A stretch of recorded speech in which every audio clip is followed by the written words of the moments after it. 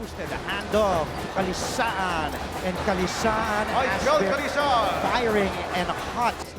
This is Michael Calisaan. Nice fake. Michael Calisaan with the easy two. Matapos manalong Most Improved Player noong nakarang season, inihanda ni San Sebastian star Michael Calisaan ang kanyang breakout season ngayong season 92. Kaya naman inasahan ng marami na siya na ang magiging go-to guy ng Stags.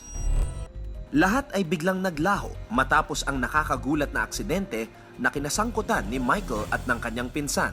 Ayaw na nila ipahiram sa akin yung motor. Sabi nila, wag na, tago nyo na yung motor. Sususi, tago nyo na. Ako nagpumilit ako. Tapos pagkatapos na ipahiram, yun, umalis kami. Wala pang 2 minuto, tumawag na yung angkas ko. Nadisgrasya kami, puntahan nyo kami dito sa May Tulay.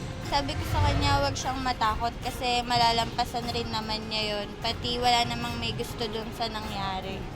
Unang naisip ni Michael ang kanyang basketball career. Akala ko hindi ako makakalaro this season. Yun talaga yung unang naisip ko. Kasi yung mukha ko, yung mga sugat. Akala ko di ako palalaro in this season. Maswerte si Michael dahil puro sugat lang ang kanyang natamo at wala siyang bali sa katawan. Pero ang trauma na inabot niya ay naging hadlang sa kanyang performance at kapansin-pansin ang pagbaba ng numero niya noong first round. Yun nga yung first round ko, may halong takot pa kasi ako eh.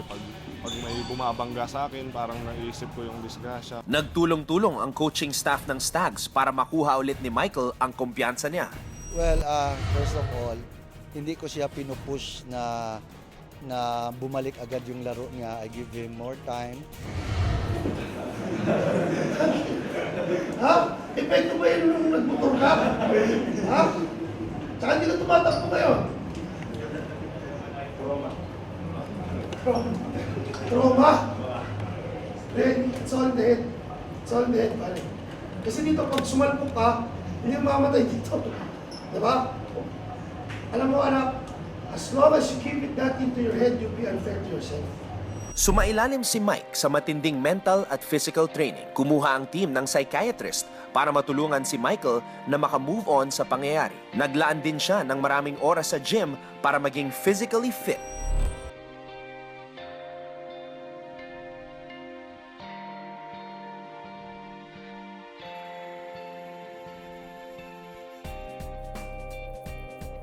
Unti-unti nang bumabalik ang laro ni Michael at makikita sa numero nitong second round ang pagtaas ng kanyang averages.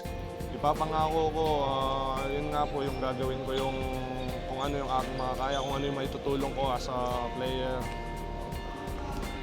Gagawin ko lahat para sa school. Kasi since high school naman, nandito na ako eh. Kaya yung loyalty ko nandito na.